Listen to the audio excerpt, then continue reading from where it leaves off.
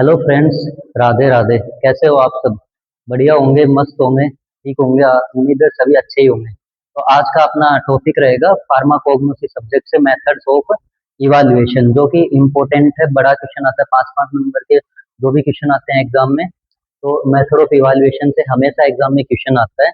और फार्माकोग्नोसी के अंदर यही एक ऐसा टॉपिक है जिसमें से गवर्नमेंट जो प्रिपरेशन है या फिर एमसीक्यू के पॉइंट ऑफ व्यू से देखा जाए तो डिप्लोमा डिग्री के अंदर भी है ना, इस वाले टॉपिक से सबसे ज्यादा एक एक नंबर के क्वेश्चन पुटअप होते हैं। तो देखते हैं मेथड ऑफ इवाल्युएशन और डेफिनेशन। स्टार्ट करते हैं। Evaluation evaluation is a process to identify and check the purity and quality of crude drugs and nature of adulterants की इवाल्युएशन एक प्रोसेस है जिसके अंदर क्रूड ड्रग का आइडेंटिफिकेशन करते हैं। आइडेंटिफिकेशन के बाद में क्रूड ड्रग की purity, quality, safety, efficacy and nature of adulterant का पता करते हैं। तो आप इतना लिख सकते हो कि evaluation is a process in which identify the crude drug and nature of adulterants.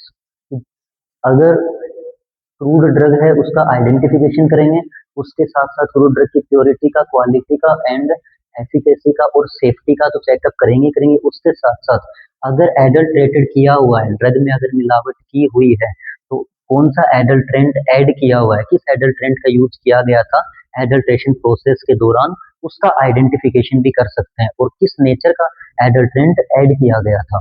Okay, तो उसके बाद में आते हैं मेथड्स ऑफ इवाल्युएशन। तो इवाल्युएशन के मेथड्स हैं pharmacological method, micro morphological method, microscopical method, chemical method, physical method और फार्माकोलॉजिकल मेथड। इवाल्युएशन के 5 मेथड है। आपको इतना समझना है कि बस इवाल्युएशन का मतलब होता है टेस्ट करना, कि कोई भी ड्रग है उसको टेस्ट करना है कि उसमें मिलावट है या नहीं, एडल्ट्रेटेड है ड्रग या फिर एडल्ट्रेटेड नहीं है। तो उसको आइडेंटिफाई करने के 5 मेथड है। फर्स्ट मेथड है मोर्फोलॉजिकल मेथड।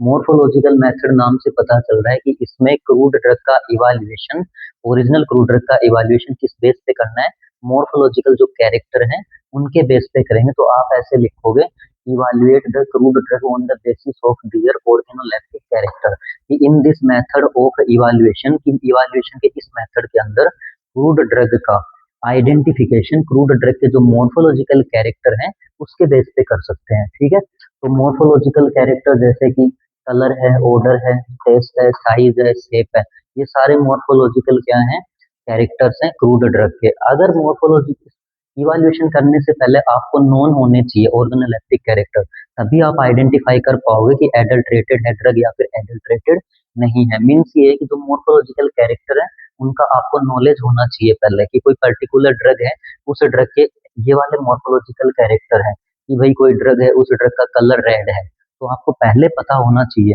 जो भी पैरामीटर है वो। फिर उसमें अगर वेरिएशन आ रहा है, इट मीन्स वो ड्रग एडल्ट्रेटेड है।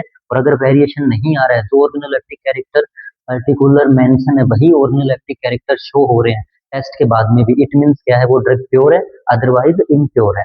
दूसरा मेथड आता है माइक्रोस्कोपिक मेथड। माइक्रोस्कोपिक मेथड में क्या लिखोगे आप, evaluate the crude drug on the basis of their histological study.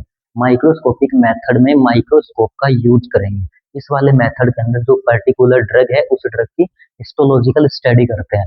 Histological study मतलब कोई ड्रग का एपिडर्मिस है, मिड्रिब है, मार्जिन है, स्टोमेटा है, ट्राइकोम्स है, इन सब के बारे में स्टडी करेंगे। तो आप कैसे लिखोगे, in this method of evaluation the crude drugs are identified on the basis of their histological study, like trichomes और स्टोमेटा और एपिडर्मिस वगैरह है, इनके बारे में आप स्टडी करोगे।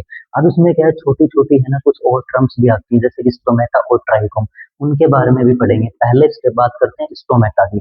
तो स्टोमेटा स्टोमेटा का फंक्शन क्या होगा, एक्सचेंज ऑफ गैसेज, कि फोटोसिंथेसिस के दौरान O2 और CO2 का जो एक्सचेंज है वो इसके थ्रू होगा, स्टोमेटा के थ्रू होगा। स्टोमेटा होते क्या है, present at the centre of leaf, core of leaf, कि लीफ के अंदर, सेंटर के अंदर, मिड्रिब और मार्जिन दोनों के बीच में प्रेजेंट होते हैं स्टोमेटा। और स्टोमेटा के चारों तरफ गार्ड सेल्स होंगी जो कि क्या करेंगी, स्टोमेटा को प्रोटेक्ट करने का काम करती हैं। और गार्ड सेल्स के चारों तरफ सब्सिडरी सेल्स होंगी जिनके अरेंजमेंट के बेस पे स्टोमेटा का क्या होगा, क्लासिफिकेशन होगा। तो जो फंक्शन स्टोमेटा का फंक्शन एक एक नंबर के क्वेश्चन बनते हैं। स्टोमेटा क्या है, जो लीफ के अंदर पोर प्रेजेंट होते हैं स्टोमेटा बोलेंगे। कहाँ प्रेजेंट होंगे, सेंटर के अंदर प्रेजेंट होंगे। वर्क क्या होगा, फंक्शन क्या होगा, एक्सचेंज ऑफ गैसेस। ठीक है, फिर स्टोमेटा के क्या आएंगे, टाइप आते हैं। तो स्टोमेटा के कितने टाइप होंगे, stomata are classified on the basis of arrangement of subsidiary cells. ये भी क्वेश्चन पुट अप होता है, स्टोमेटा का अरेंजमेंट कौन सी सेल्स के अकॉर्डिंग होगा, सब्सिडरी सेल्स के अकॉर्डिंग। और कितने टाइप के होंगे, 5 टाइप के। कौन कौन से, पैरासाइटिक, एनिसोसाइटिक, एनोमोसाइटिक, डाइसाइटिक और एक्टिनोसाइटिक। ये क्या है, स्टोमेटा के टाइप हैं। सेकंड वन बात करते हैं ट्राइकोम्स के बारे में। तो ट्राइकोम्स क्या होते हैं, ट्राइकोम्स होते हैं हेयर लाइक स्ट्रक्चर।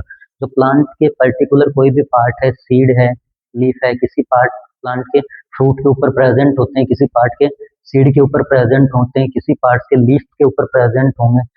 जो हेयर लाइक स्ट्रक्चर प्रेजेंट होते हैं नॉन एज ट्राइकोम्स। ट्राइकोम्स का फंक्शन क्या होगा, सिक्रेशन एंड एब्जॉर्प्शन करना। हेयर लाइक स्ट्रक्चर है present in the particular part of the plant. Okay, अब उसके बाद में बात करते हैं अपने गार्ड सेल्स। गार्ड सेल्स का बता दिया कि प्रोटेक्ट द स्टोमेटा को प्रोटेक्ट करने का वर्क करती है। थर्ड मेथड आता है केमिकल मेथड। केमिकल मेथड को आइडेंटिफाई करना है केमिकल से, कि evaluate the crude drug on the basis of quality and quantity of chemical constituent. की इस वाले मेथड के अंदर क्रूड ड्रग का जो क्लासिफिकेशन है, क्रूड ड्रग का, वो केमिकल क्लासिफिकेशन में भी पढ़ा था आपने कि केमिकल क्लासिफिकेशन क्रूड ड्रग के केमिकल कॉन्स्टिट्यूएंट के बारे में स्टडी करते हैं। मैं मोर्फोलॉजी के बाद में दूसरा इसमें आएगा इवैल्यूएशन का तीसरा मेथड केमिकल मेथड। को इवैल्यूएशन भी करते हैं केमिकल बेस पे। इस मेथड के अंदर क्रूड ड्रग का अपने को क्या करना होगा, इवैल्यूएशन करेंगे। किस बेस पे इवैल्यूएशन करेंगे, कि क्रूड ड्रग के अंदर कौन कौन से केमिकल्स प्रेजेंट है, पहले ये आइडेंटिफाई करना होगा। कितनी कंसंट्रेशन में प्रेजेंट है, किस क्वांटिटी में प्रेजेंट है, किस क्वालिटी के प्रेजेंट है, इन सब का आइडेंटिफिकेशन करेंगे इस मेथड के अंदर।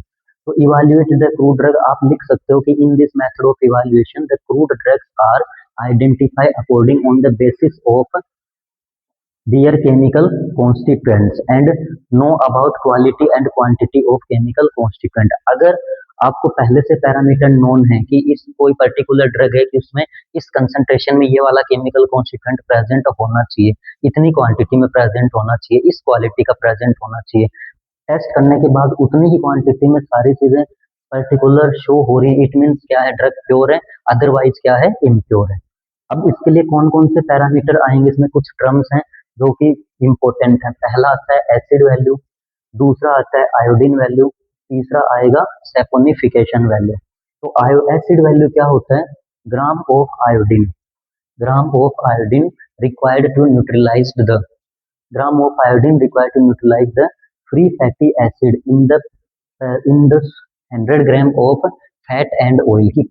100 ग्राम कोई भी फैट है या कोई ऑयल है, उसके अंदर कितने ग्राम, उसके अंदर जो कितने ग्राम ऑफ आयोडीन की 100 ग्राम फैट और ऑयल है, उसके अंदर जो फ्री एसिड प्रेजेंट होते हैं उनको न्यूट्रल करने के लिए कितनी अमाउंट के अंदर पोटेशियम हाइड्रोक्साइड की रिक्वायरमेंट होगी, उसको बोलते हैं एसिड वैल्यू होगी वो उसकी। सैपोनिफिकेशन वैल्यू क्या है, उसमें क्या था कि फ्री फैटी एसिड के न्यूट्राइल करना था, फ्री फैटी एसिड को न्यूट्रलाइज करना था। इसमें क्या करेंगे, फ्री फैटी एसिड प्लस में कंबाइंड फैटी एसिड। तो इसकी डेफिनेशन होगी gram of KOH required mg of KOH required to neutralize the free and combined fatty acid in 100 gram fat and oil. की 100 ग्राम सैंपल है fat का या oil का, उसमें क्या है कि फ्री फैटी एसिड प्रेजेंट होंगे, उनको न्यूट्रल करने के लिए कितने अमाउंट में पोटेशियम हाइड्रोक्साइड की रिक्वायरमेंट होगी, कितने mg, उसको तो बोलेंगे एसिड वैल्यू। और फ्री प्लस कंबाइन दोनों टाइप के फैटी एसिड को न्यूट्रल करना है, उसके लिए कितने mg पोटेशियम हाइड्रोक्साइड की रिक्वायरमेंट होगी, उसको बोलेंगे उसकी सैपोनिफिकेशन वैल्यू। आयोडीन वैल्यू क्या होती है कि कोई भी 100 ग्राम फैट और ऑयल है, वो कितने ग्राम आयोडीन एब्जॉर्ब कर सकता है, वो उसकी आयोडीन वैल्यू होगी। तो एग्जाम्स के पॉइंट ऑफ व्यू से, गवर्नमेंट एग्जाम के पॉइंट ऑफ व्यू से भी क्या है, ये वाले टर्म इंपॉर्टेंट है, acid value, iodine value, saponification value. और स्टोमेटा के फंक्शन एक्सचेंज ऑफ गैसेस और ट्राइकोम के फंक्शन सिक्रेशन और एब्जॉर्प्शन। उसके बाद में जो स्टोमेटा है उसका क्लासिफिकेशन कौन सी सेल्स के बेस पे करते हैं, सब्सिडरी सेल्स के अरेंजमेंट के बेस पे। कि मान लो सपोज करो सब्सिडरी सेल्स अगर पैरेलल है, स्टोमेटा के दोनों साइड पैरेलल एडजस्ट है सब्सिडरी सेल्स, तो पैरासाइटिक होगा। दो सब्सिडरी सेल्स है तो डाइसाइटिक होगा। और कॉम्प्लिकेटेड है तो एनिसोसाइटिक होगा। कॉम्प्लिकेटेड नहीं है और पैरेलल होमोजीनियस है तो पैरा एनिसोसाइटिक होगा। इस टाइप से आइडेंटिफाई करते हैं। उसके बाद में नेक्स्ट मेथड आता है अपना फिजिकल मेथड ऑफ इवैल्यूएशन। नाम से पता चला है कि कोई भी पर्टिकुलर ड्रग है उसके जो फिजिकल पैरामीटर हैं उनके बेस पे क्या करेंगे, ड्रग का इवाल्युएशन करेंगे कि ड्रग एडल्ट्रेटेड है, मिलावट है ड्रग में या नहीं है। तो इस मेथड में आप लिख सकते हो, in this method of evaluation the crude drugs are identified on the basis of their physical parameters. Evaluate the crude drug on the basis of their physical parameter. A physical parameter like melting point, boiling point, moisture content, optical rotation और refractive index. इन पे भी एक एक number के question बनते हैं, इनका भी आपको पता होना चाहिए। मेल्टिंग पॉइंट की डेफिनेशन, वो पॉइंट जिसपे कोई भी सब्सटेंस मेल्ट होना स्टार्ट होता है। बट फर्स्ट ऑफ ऑल आपको पता होना चाहिए जिस भी ड्रग का आप इवाल्युएशन कर रहे हो कि इस ड्रग का मेल्टिंग पॉइंट इतना होता है। फिर आप मेल्टिंग पॉइंट चेक करोगे तो अगर मेल्टिंग पॉइंट उतना ही आ रहा है तो इट मीन्स तो ड्रग क्या है, प्योर है, अदरवाइज क्या है, ड्रग इम्प्योर है, उसमें कोई ना कोई एडल्ट्रेंट ऐड किया गया है। फिर वो बाद में अपन अदर प्रोसेस लगा के पता कर सकते हैं। बॉइलिंग पॉइंट, वो पॉइंट जिसपे कोई भी ड्रग बॉइल होना स्टार्ट होती है। मॉइस्चर कंटेंट, मॉइस्चर कंटेंट क्या है, एक इम्पोर्टेंट पैरामीटर है। जितना ज्यादा मॉइस्चर प्रेजेंट होगा किसी ड्रग में, उसके खराब होने के, रैंसिड होने के जो चांसेस है, माइक्रोब की ग्रोथ होने के चांसेस उतने ही ज्यादा बढ़ जाते हैं। तो इसलिए क्या है, मॉइस्चर कंटेंट कोई भी ड्रग का है वो नॉर्मल होना चाहिए। लाइक डिजिटैलिस, डिजिटैलिस में मॉइस्चर कंटेंट नॉर्मली 5% होना चाहिए। अगर 5 से ज्यादा हो गया इट मीन्स क्या है, वो ड्रग एडल्ट्रेटेड है। ठीक है। फिर आता है ऑप्टिकल रोटेशन, ये इंपॉर्टेंट पॉइंट है, ऑप्टिकल रोटेशन और रिफ्रैक्टिव इंडेक्स। इतना समझो, ऑप्टिकल रोटेशन, ऑप्टिकल रोटेशन एक प्रोसेस है जिसके अंदर क्या है कि कोई पर्टिकुलर केमिकल्स के पास इतनी एबिलिटी होती है कि वो प्लेन पोलराइज लाइट को रोटेट करवा सके। तो पूरी प्रोसेस को ऑप्टिकल रोटेशन बोलेंगे। और वो जो केमिकल लाइट को रोटेट करवा सकता है प्लेन पोलराइज लाइट को, नॉन एज ऑप्टिकल एक्टिव। तो ऑप्टिकल एक्टिव कंपाउंड की डेफिनेशन क्या होगी, कोई भी ऐसा कंपाउंड कि क्यूवेट के अंदर सैंपल होल्डर के अंदर सैंपल रखा है, सैंपल रखने के बाद यूवी लाइट इंटेंस करवाई उस सैंपल के ऊपर, इंटेंस करवाने के बाद वो प्लेन पोलराइज लाइट को रोटेट करवा रहे हैं, उसके पास इतनी कैपेसिटी है कि वो रोटेट करवा रहा है। तो compound is known as optical active and process is known as optical rotation. अगर कंपाउंड लाइट को राइट साइड में रोटेट करेगा नोन एज डेक्स्ट्रो रोटेटरी, और लेफ्ट साइड में रोटेट करेगा नोन एज लीवो रोटेटरी। इसमें क्या देखा जाता है, रोटेशन देखा जाएगा। और रिफ्रैक्टिव इंडेक्स में क्या देखा जाएगा, एब्जॉर्बेंस देखी जाएगी। इसमें क्या है, रिफ्रैक्टिव इंडेक्स क्या है, एक प्रोसेस होगी जिसके अंदर सैंपल रखा जाएगा, क्यूवेट के अंदर सैंपल होल्डर में, सैंपल रखने के बाद में लाइट इंटेंस करवाई जाएगी। लाइट इंटेंस करवाने के बाद ये देखा जाएगा कि सैंपल रखने से पहले कितनी लाइट एब्जॉर्ब हो रही थी, कितनी पास आउट करके जा रही थी सीधी, और सैंपल रखने के बाद में कितनी लाइट एब्जॉर्ब हो रही है और कितनी पास आउट हो रही है। तो रिफ्रैक्टिव इंडेक्स का फॉर्मूला क्या होगा, I R is equal to velocity in vacuum और वेलोसिटी इन मीडियम, की खाली के अंदर लाइट की कितनी वेलोसिटी थी और सैंपल रखने के बाद कितनी वेलोसिटी थी। तो इसमें देखेंगे क्या रोटेशन, इसमें देखा जाएगा एब्जॉर्बेंस। ओके, नेक्स्ट आते हैं, अपना मेथड है दूसरा फार्माकोलॉजिकल मेथड, लास्ट मेथड है। तो इसमें फार्माकोलॉजी, फार्माकोलॉजी में आप स्टडी करते हो ड्रग के बारे में, ड्रग की डोज के बारे में स्टडी करते हो, थेरेप्यूटिक इफेक्ट के बारे में स्टडी करोगे। तो इसमें आप लिख सकते हो, in this method of evaluation